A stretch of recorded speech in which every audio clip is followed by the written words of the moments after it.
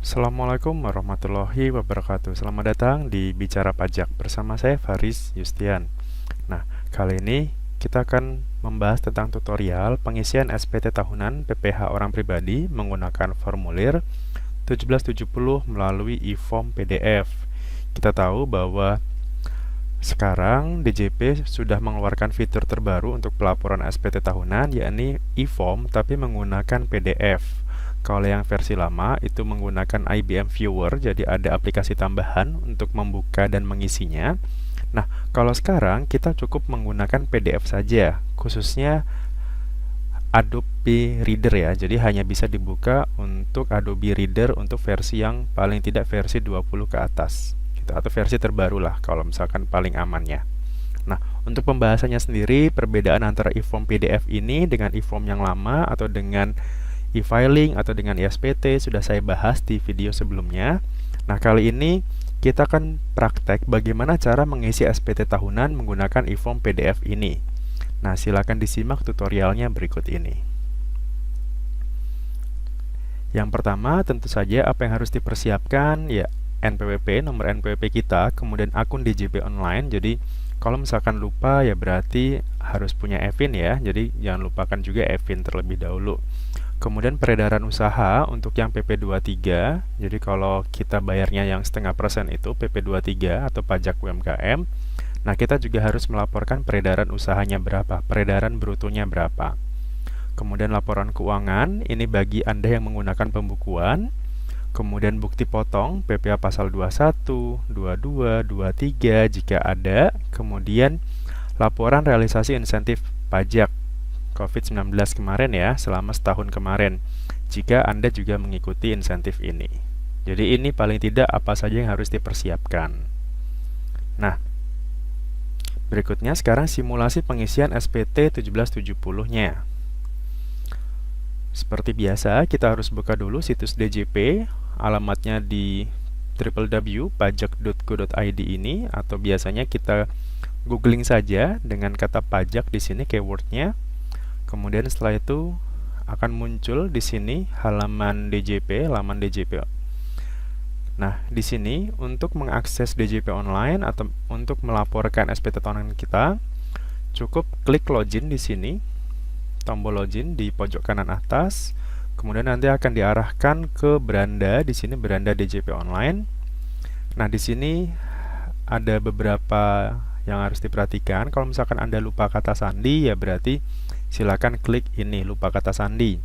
Kalau misalkan ternyata belum registrasi, belum pernah daftar sebelumnya, maka silakan belum registrasi di sini. Nanti akan diarahkan untuk mengisi NPWP, nomor EVIN, kemudian alamat email dan passwordnya.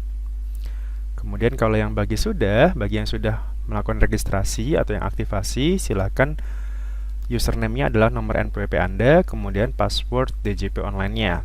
Kemudian silakan di sini ketik kode keamanan, kemudian login di sini.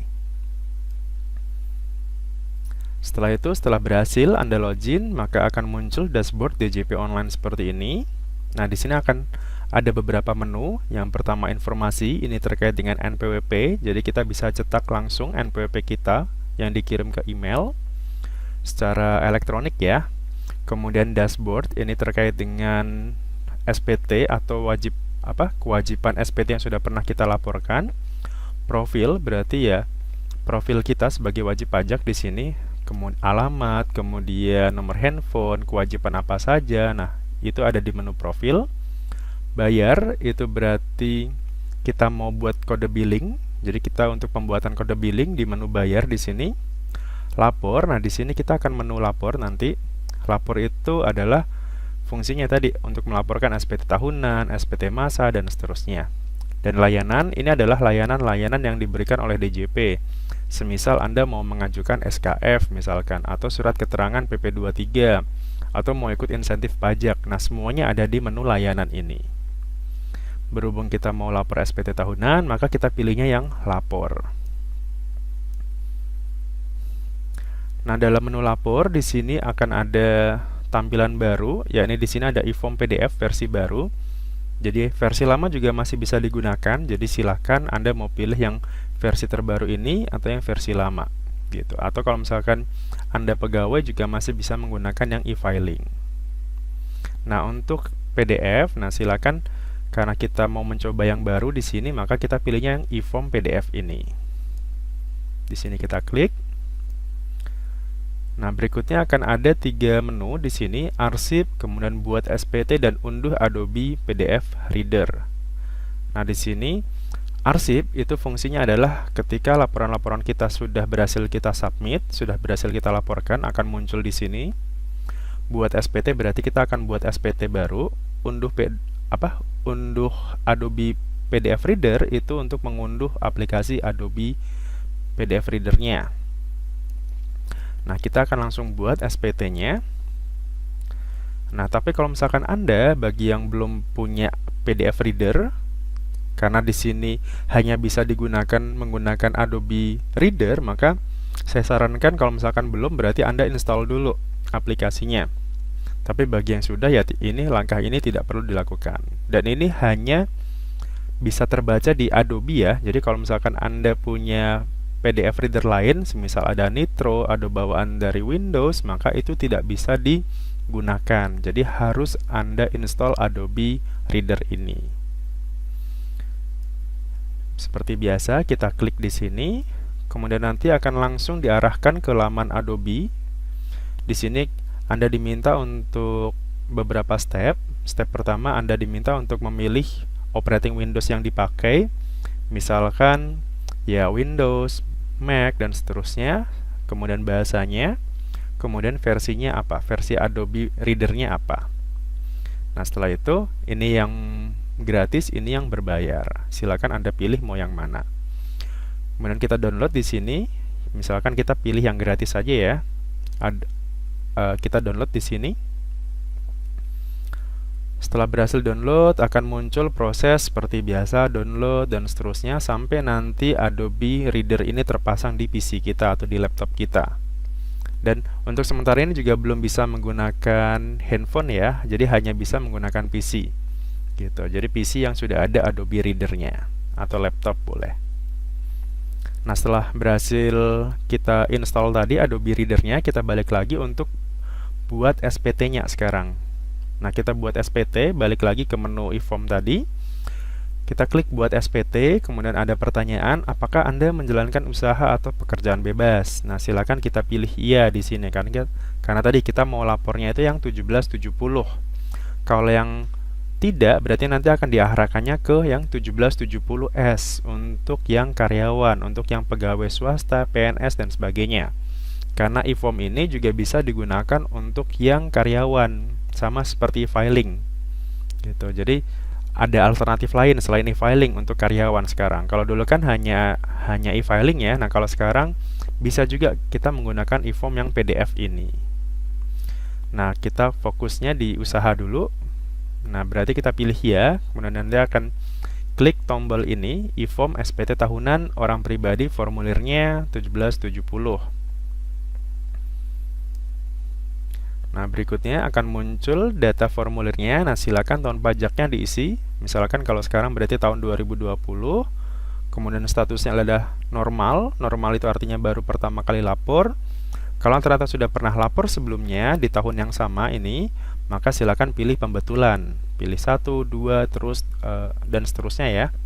Kemudian nah, di sini perbedaannya yang paling signifikan, media pengiriman token. Kalau dulu e-form yang lama hanya bisa melalui email. Sementara kalau sekarang selain email juga bisa melalui nomor handphonenya. Sama seperti e-filing jadinya sekarang. Jadi e-filing kan bisa lewat handphone, bisa lewat email ya. Nah, e-form yang sekarang yang PDF ini juga bisa menggunakan email atau nomor handphone. Jadi misal kok lama ya verifikasinya kodenya, nah silakan pilih yang handphone saja. Jadi antara email atau nomor handphone yang kita pilih. Berikutnya, poin tambahan berikutnya adalah Anda bisa impor data sekarang. Kalau e-form yang lama itu kan kita harus input satu persatu ya, kalau untuk menginput daftar harta, daftar bukti potong, atau daftar pembayaran. Nah, sekarang kita bisa impor langsung CSV-nya, jadi cepat. Kalau misalnya hartanya sampai berlembar-lembar, kan lama kalau kita harus ngisi ya. Nah, sekarang kita tinggal impor saja datanya. Jadi di sini tadi tahun pajak, pilih statusnya normal, kemudian lewat email misalkan, atau nomor handphone tadi. Nah, kirim ke permintaan nanti. Tapi sebelum itu kita bahas yang laman CSV ini untuk import CSV-nya. Nah, ketika kita klik tadi alamatnya, itu alamatnya di www.pajak.go.id/laman e-form PDF. Nah, ini untuk mendownload tadi ya, format-format CSV untuk impor datanya. Nah, formatnya apa saja yang disediakan? Di sini ada CSV untuk PPA Badan, CSV untuk orang pribadi, baik itu yang 1770 ataupun yang karyawan swasta yang 1770S. Nah, di sini ada dua file, formulir atau format dan contoh pengisiannya, serta petunjuk pengisiannya. Jadi, saran saya ini dua-duanya diunduh kalau misalkan kita mau lapor yang ini ya, petunjuk pengisian ataupun formatnya. Jadi tinggal biar kita nggak bingung nanti kira-kira formatnya seperti apa, contoh pengisiannya seperti apa. Nah, setelah kita berhasil download, filenya akan seperti ini. Untuk yang orang pribadi tadi yang 1770 akan ada 5 file berbentuk CSV. Yang pertama daftar bukti potong orang pribadi, daftar harta, daftar PP 23 yang pembayaran PP 23, daftar SSP atau surat setoran pajaknya, kemudian daftar utang. Nah, ini bisa kita gunakan untuk impor data semua tadi ya. Kalau misalkan ternyata daftar harta saya banyak nih. Nah, ya udah silakan klik impor data aja. Nah, di sini akan kita bahas satu persatu. Untuk petunjuk pengisiannya tadi ya, silakan dibaca. Dan ini poin pentingnya adalah saat akan melakukan impor CSV pada viewer aplikasi e-form, harap pastikan file CSV yang Anda impor sedang tidak dibuka. Jadi harus ditutup terlebih dahulu file CSV-nya. Apabila sedang dibuka, ya sudah, langsung tutup dulu baru nanti impor data. Jadi pastikan viewer CSV-nya tadi, CSV yang untuk impor data tadi itu pastikan kita close dulu baru nanti kita impor data. Jangan dibalik. Nah, ini adalah kita download satu persatu ya, saya jelaskan. Nah, ini untuk yang daftar harta, CSV daftar harta itu akan ada ada sekitar 5 kolom. Yang pertama kode harta. Nah, kode harta ini defaultnya itu harus 3 digit. Jadi kalau misalkan di sini 11 gitu ya. Sementara yang disarankan, yang diharuskan adalah 3 digit. Artinya harus diawali dengan tanda petik 1 di sini. Biasanya kan kita klik tanda petik 1 baru 0, 11 gitu ya. Jadi biar angkanya itu tetap 3 digit. Jadi kalau 11 ya berarti 0, 11. Kalau misalkan 043 ya berarti di depannya dikasih tanda petik kemudian angka 0. Jadi pastikan di sini adalah kode hartanya 3 digit. Nama hartanya ya bisa disesuaikan, misalkan ada uang tunai, kendaraan, mobil, motor, handphone, sepeda dan seterusnya. Kan kemarin juga sempat ramai ya kalau sepeda itu harus dilaporkan, karena kan ya nilai sepeda sekarang kan mahal-mahal kan, nggak mungkin itu nggak dilaporkan gitu loh, sayang, karena itu termasuk harta juga gitu. Ya walaupun itu nggak ada pajaknya kan, cukup dilaporkan saja sebenarnya. Jadi nggak usah mikir bahwa kok dipajaki, nggak, harta itu cukup dilaporkan, bukan untuk dipajaki. Nah, untuk tahun perolehannya berarti ya disesuaikan aja tahunnya biasa, ini digitnya 2017 misalkan, jadi nggak perlu pakai tanda petik lagi, jadi langsung. Nah, untuk harga perolehan, nah di sini harus diisi angka saja tanpa ada titik, koma ataupun rupiah ataupun mata uang ya. Jadi misalkan di sini 9 juta, ya sudah ditulis aja 9.000 dan seterusnya gitu. Jadi tanpa tanda tanpa koma, tanpa titik, tanpa tanda mata uang gitu. Jadi langsung aja. Untuk keterangan ya silakan diisi, misalkan keterangannya apa? Misalkan kendaraan berarti ditulis nomor BPKB-nya.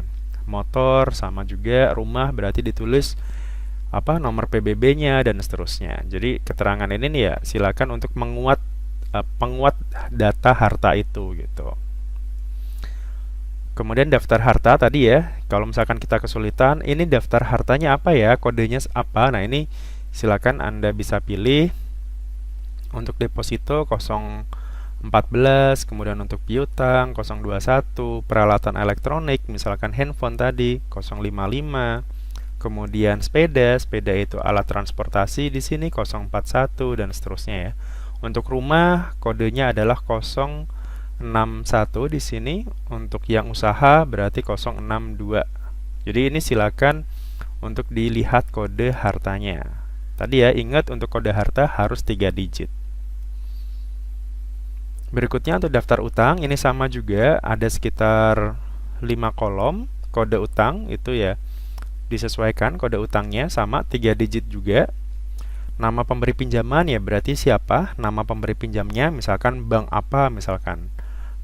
Kemudian alamatnya di mana. Cukup ditulis ya nama kecamatan atau nama kabupatennya ya, kalau misalkan terlalu panjang. Tahun pinjamnya kapan? Ini juga sama, format tahunnya nggak usah dirubah, sesuaikan aja 4 digit, nggak masalah. Kemudian jumlahnya juga silakan sama seperti harta tadi, tanpa titik, tanpa koma, jadi langsung angka full seperti ini.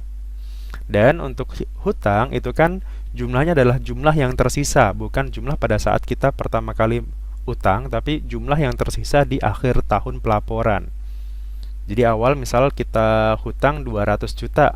Nah, akhir tahun 2020 kemarin tersisanya tinggal 120. Nah, maka yang ditulis adalah 120. Seperti ini contohnya. Jadi tidak pakai titik ataupun koma ya. Jadi langsung angka semuanya. Ini tadi untuk daftar kode utangnya ada 101 untuk bank, 102 kartu kredit, dan seterusnya ya. Ada 109 untuk utang lainnya. Gitu. Jadi untuk utang sendiri kodenya hanya ada 4 jenis ini. Untuk CSV bukti potong di sini ada sekitar 7 kolom. Yang pertama nomor seperti biasa. Nama pemotong ditulis seperti biasa, NPWP. Nah, NPWP juga sama tadi.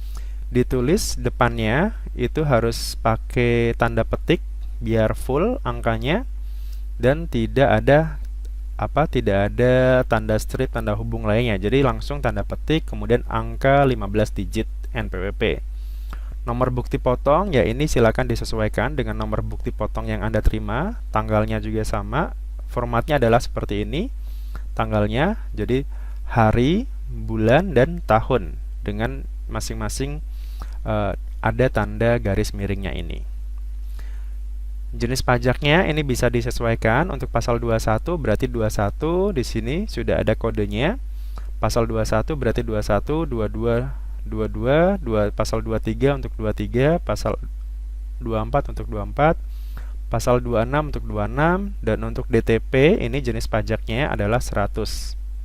Artinya ini misalkan Anda punya bukti potong tapi ditanggung perusahaan ya atau ditanggung pemerintah seperti kemarin yang dapat insentif. Nah, ini kodenya adalah 100. Kemudian jumlah PPh-nya ya silakan ditulis sama seperti yang tadi, jadi angkanya full tanpa ada titik atau koma. Gitu. Jadi langsung aja full.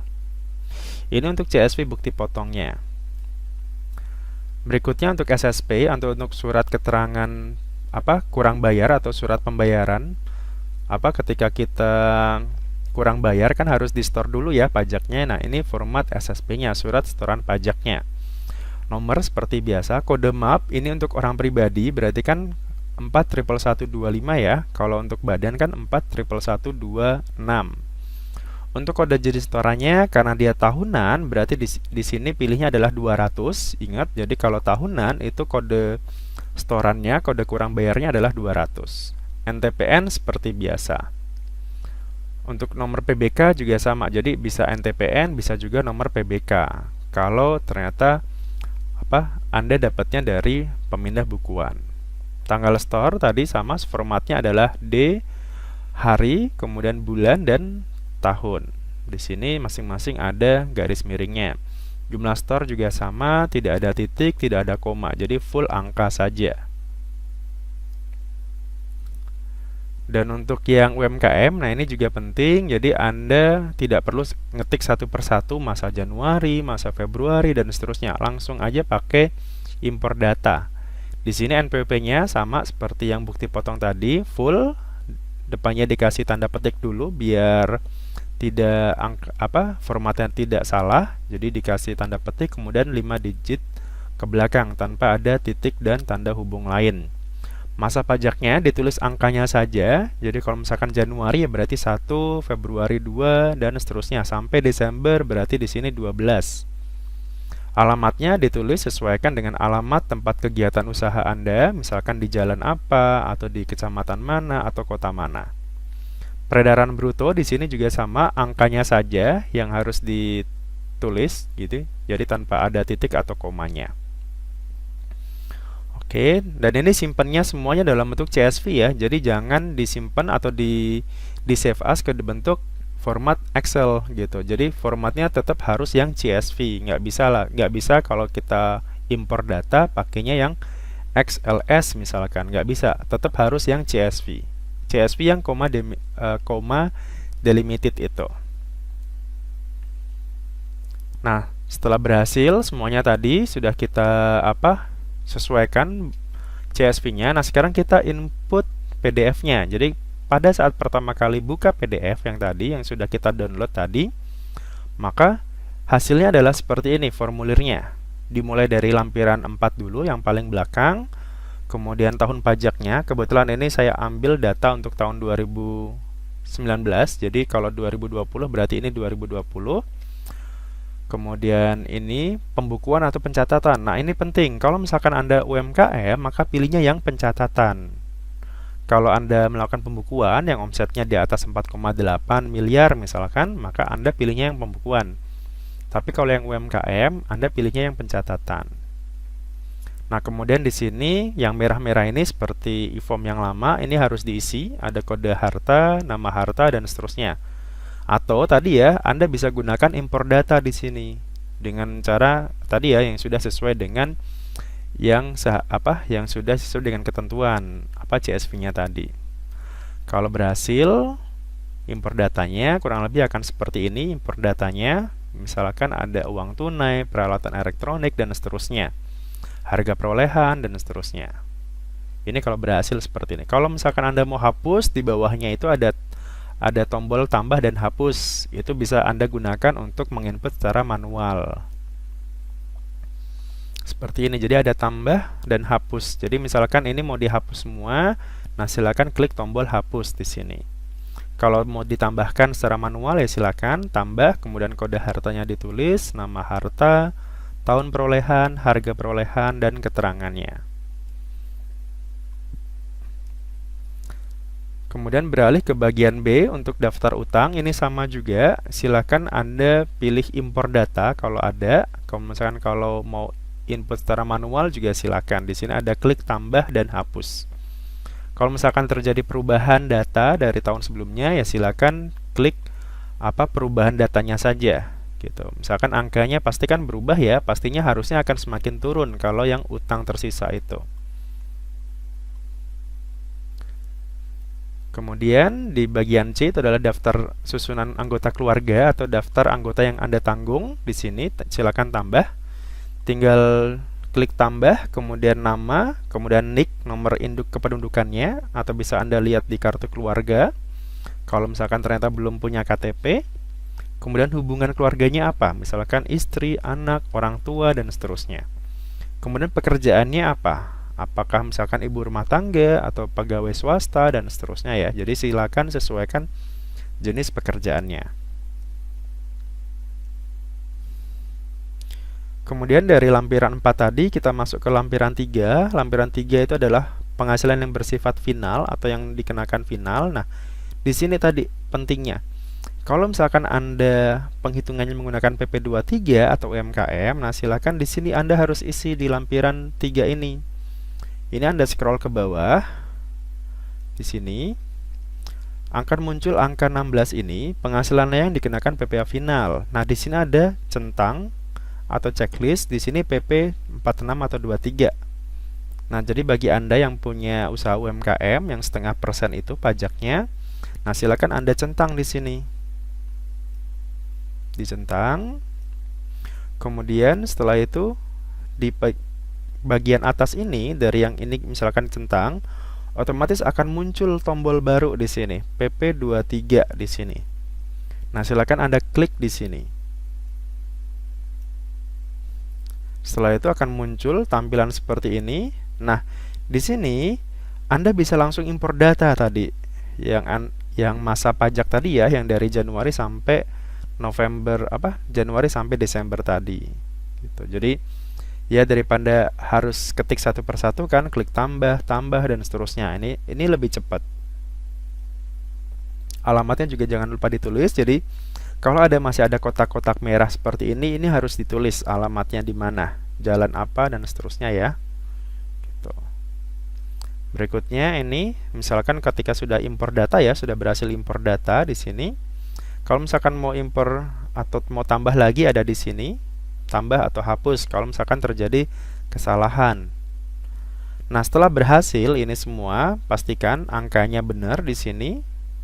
PP yang sudah dibayar sekian. Nah, pindahkan nilai ini ke lampiran 3 yang tadi. Jadi kita pilih ya. Jadi ini adalah lampirannya, istilahnya rinciannya. Kemudian dari rincian ini kita pindahkan ke lampiran 3 tadi. Nah, dari lampiran 3 tadi sudah selesai. Sekarang kita masuk ke lampiran 2 sekarang. Lampiran 2 adalah lampiran yang untuk bukti potong. Jadi misalkan kalau Anda punya bukti potong dari perusahaan berupa PPh pasal 21 atau pasal 22 atau 23, nah silakan diinput di sini. Sama, ini Anda bisa lakukan impor data tadi ya, ada nama pemotong, NPWP, bukti, tanggal, jenisnya tadi ya, ada 21, 22 dan seterusnya, kemudian jumlah yang dipotong berapa. Untuk yang orang pribadi, paling tidak bukti potongnya itu berasal dari PPh pasal 21, pasal 22 dan pasal 23. Untuk yang pasal final itu jangan dimasukkan ke sini karena di sini adalah bukan yang final. Jadi kalau misalkan Anda punya bukti potong yang bersifat final yang pasal 4 ayat 2 itu jangan dimasukkan ke sini karena nanti hasilnya akan merusak hitungan. Nah, kalau sudah tadi lampiran 2, sekarang kita tadi ya klik selanjutnya. Nah, di sini lampiran 1 di sini adalah kalau Anda melakukan pembukuan. Jadi kalau omset Anda, usaha Anda di atas 4,8 miliar, maka silakan Anda harus lakukan pembukuan gitu. Jadi bukan lagi menggunakan pencatatan di sini. Jadi Anda harus pembukuan. Nah, di sini silakan apakah laporan keuangannya atau pembukuannya itu diaudit atau tidak. Kalau diaudit ya berarti Anda harus tulis di sini nama akuntan publiknya siapa, nama konsultan pajaknya siapa, misalkan Anda menggunakan konsultan. Kalau ternyata tidak ada ya berarti tinggal pilih yang tidak diaudit. Kemudian di sini ini adalah rincian tadi ya yang masih dari lampiran 1 tadi. Ini adalah rincian biaya, pendapatan dan seterusnya dari pembukuan Anda. Jadi ini angka ini disalin dari laporan laba rugi Anda, laporan pembukuan Anda, peredaran usaha, HPP, biaya dan seterusnya. Sampai nanti akan ada koreksi fiskal kalau ada di sini. Nah, dari lampiran 1 tadi masih di lampiran yang 1 tapi di bagian yang berbeda. Nah, untuk yang bagian ini, bagian B adalah penghasilan neto dalam negeri sehubungan dengan usaha atau pekerjaan bebas yang menggunakan norma di sini. Norma itu adalah cara menghitung penghasilan neto dari peredaran bruto. Jadi misalkan Anda pekerja bebas, misalkan pekerja bebas, contohnya dokter, notaris, pengacara dan sebagainya. Nah, peredaran brutonya misalkan 1 tahun itu 1 miliar. Nah, kira-kira normanya berapa di sini? Misalkan norma dokter itu 45% misalkan. Sesuai dengan Per 17 tahun 2015 ya, tentang norma penghitungan penghasilan neto. Nah, di situ berapa normanya?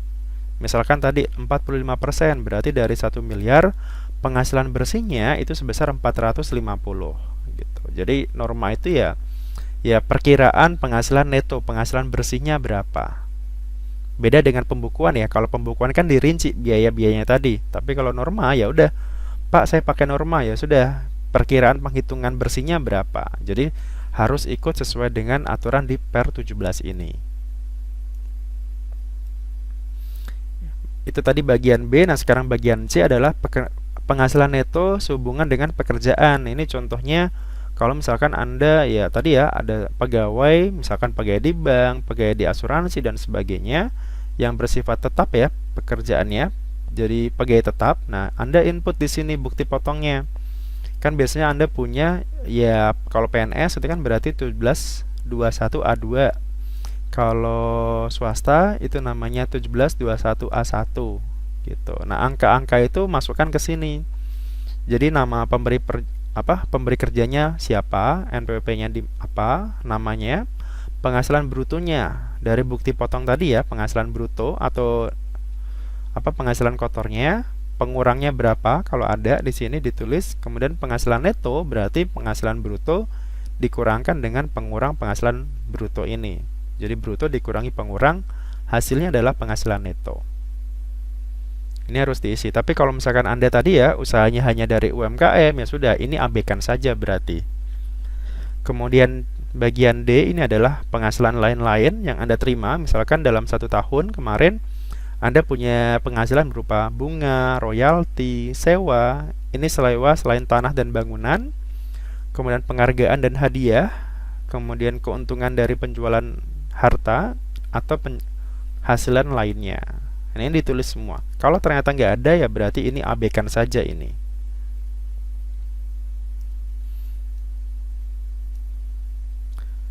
Berikutnya sekarang kita sudah masuk ke bagian induk. Nah, SPT induk ini adalah rangkuman dari lampiran-lampiran yang sudah kita isi sebelumnya tadi, gitu. Jadi pastikan di sini nomor telepon harus diisi. Status kewajibannya di sini ada KK, HB. KK itu berarti kepala keluarga, HB itu hidup berpisah, PH itu pisah harta, jadi ada perjanjian secara hukum antara suami istri pisah harta atau memilih terpisah gitu. Masing-masing kewajiban pajaknya nanti dihitung terpisah. Berarti istri berapa, suami berapa gitu. Jadi itu yang namanya MT, memilih terpisah. Kemudian tadi ini tahun pajaknya, kemudian pembukuan atau pencatatan ya, tadi sudah dijelaskan. Nah, ketika sudah berhasil kita isi semuanya. Ini misalkan kuning-kuning ini, yang warna kuning berarti itu yang sudah otomatis, yang putih ini harus kita isi manual. Jadi kalau yang tadi ya, yang Anda penghasilannya berupa dari kegiatan usaha yang pakai norma tadi atau dari pekerjaan, pasti nanti angkanya akan muncul di sini. Tapi karena di sini contohnya adalah UMKM, maka di sini pasti 0. Karena UMKM itu sudah dikenakan PPh final, artinya tidak dihitung lagi di sini. Induk ini jadinya nanti akan 0. Untuk PTKP silakan ditulis, misalkan TK, kemudian tanggungannya berapa di sini. Jangan lupa kemudian yang paling bawah di sini ada pernyataan, di sini ada tanggal dan juga formulir atau lampiran yang harus diserahkan. Kalau UMKM berarti contohnya ini saja yang harus dilampirkan, daftar peredaran bruto. Kemudian pilihnya di sini ada wajib pajak atau kuasa, tanggalnya kita klik tanggal hari ini. Nah, di sini ada kolom tanda tangan.